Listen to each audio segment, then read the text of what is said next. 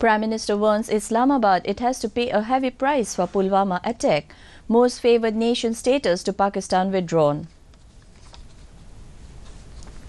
Union Home Minister takes stock of situation in the aftermath of Pulwama attack. NIA team forensic experts rush to Jammu.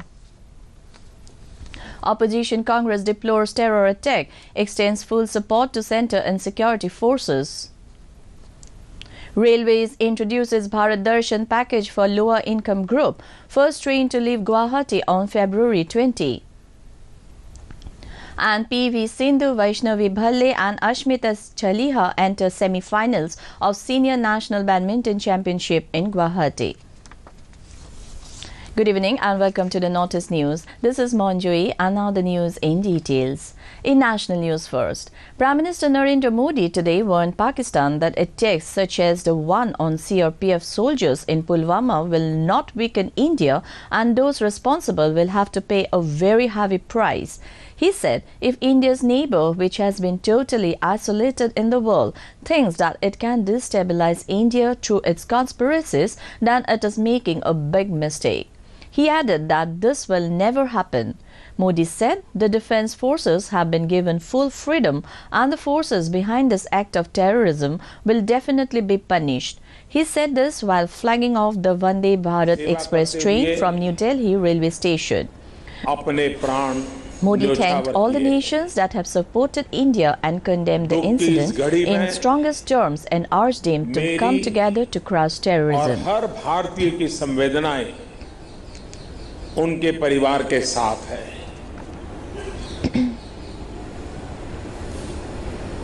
इस हमले की वजह से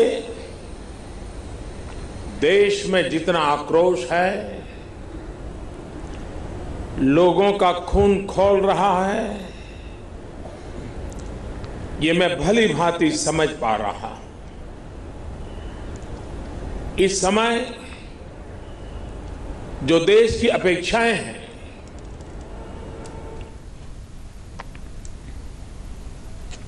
Meanwhile, Union Finance Minister Arun Jaitley today said the most favoured nation status, which has been granted to Pakistan, stands withdrawn.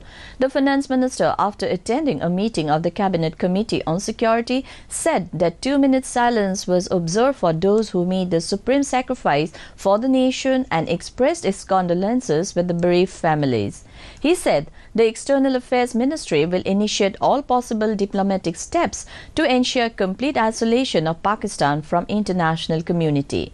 He added that those who are responsible for it will have to pay for it, and efforts are on to ensure full security and bring the perpetrators to book. On the other hand, Union Home Minister Rajnath Singh is now in Srinagar to take stock of the situation in the wake of the terrorist attack on the CRPF convoy. Singh held review meetings with senior security and police officials to make ground-level assessment and review further operational actions. The ministry also rushed teams of NIA and forensic experts to carry out the investigation into the dastardly attack. Congress President Rahul Gandhi has said his party is fully supporting the government and country's security forces in view of the Pulwama terror attack. Briefing reporters in New Delhi today, Gandhi said such type of violence is disgusting and no force can divide or break India. Former Prime Minister Dr. Manmohan Singh said India will work as a united nation to deal with this menace of terrorism and will never compromise with the terror forces. Dr. Singh said it is high time to convey support to Jawans and their families. Not going to be divided for 1 second. No matter how hard people try, this country and the entire opposition is going to stand together. We are going to stand with our Jawans. And we're going to stand with the government. Moving on to notice, the Tripura government has today announced an ex gratia of 2 lakh rupees each to the families of CRPF Jawans killed in the Pulwama terror attack on Thursday. Chief Minister Biplab Kumar Deb announced this at a press conference in State Secretariat, Agartala. Deb expressed profound grief over the deaths and prayed for peace for the departed souls and quick recovery of the injured Jawans. He said entire Tripura, along with the rest of the country, stands shoulder to shoulder with the families of the martyrs. He said Pulwama attack is a shameful act of cowardice. हत्या कर दी गई है, इसका त्रिपुरा सरकार और त्रिपुरा की जनता घोर निंदा करता है, भत्सना करता है। साथ ही साथ इस वीर शहीद के परिवार के प्रति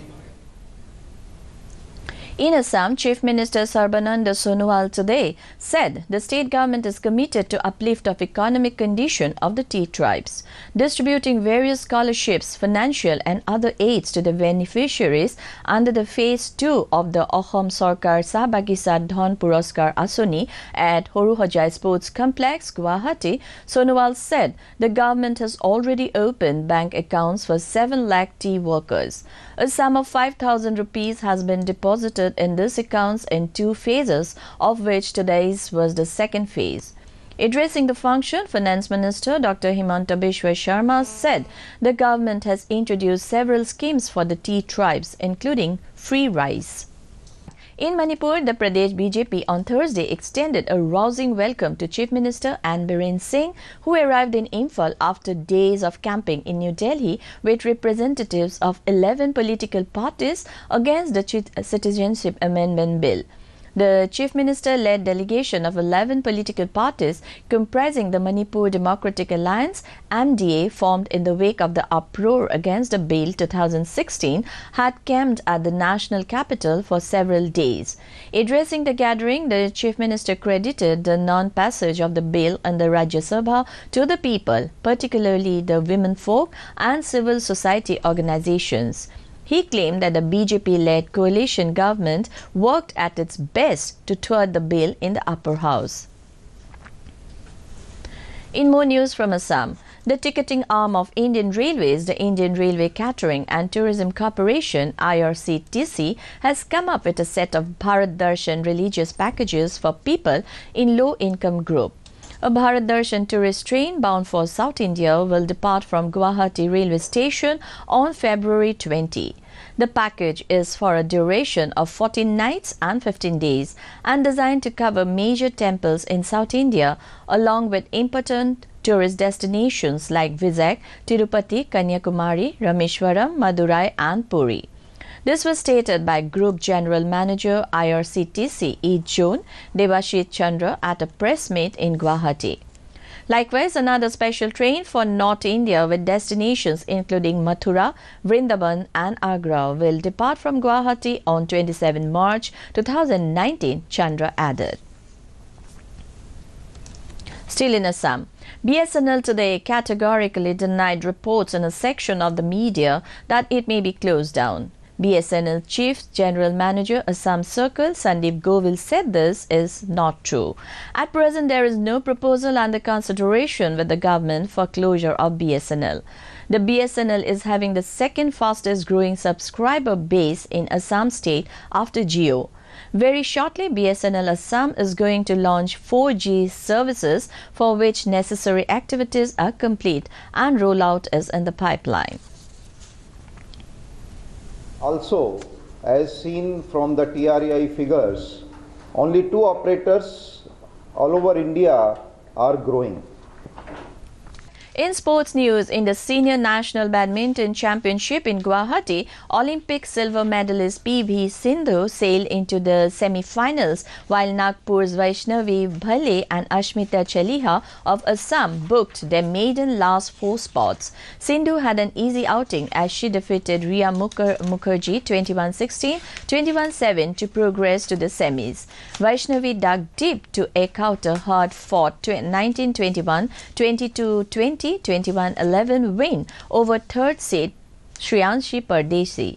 Local sensation Ashmita showed great resilience to secure a 16-21, 21-17, 21-19 win over Akarshi Kashyap. Ashmita has now set up a semi-final clash against Sindhu.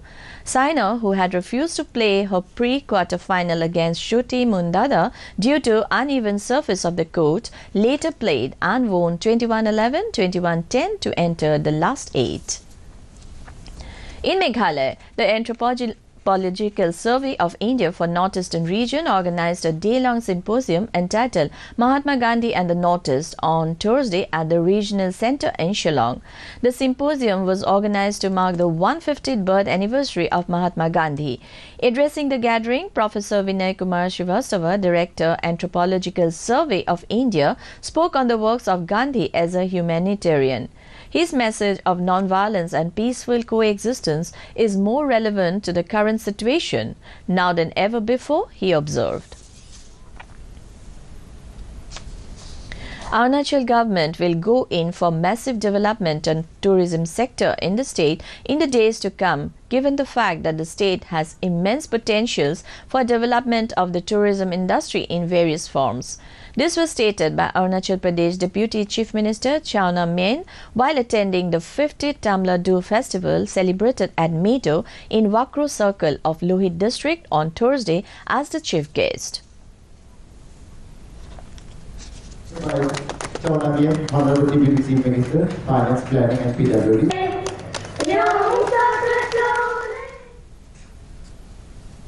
Before winding up, the headlines once again. Prime Minister wants Islamabad it has to pay a heavy price for Pulwama attack. Most favoured nation status to Pakistan withdrawn. Union Home Minister takes stock of situation in the aftermath of Pulwama attack. NIA team forensic experts rush to Jammu. Opposition Congress deplores terror attack, extends full support to centre and security forces.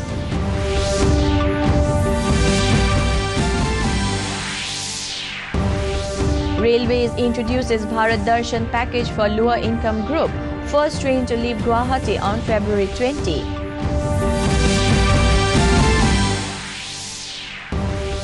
PV Sindhu, Vaishnavi Bhalle and Ashmita Chaliha enter semi-finals of Senior National Badminton Championship in Guwahati. And that brings us to the end of this evening's bulletin. Thank you for tuning in. Namaskar.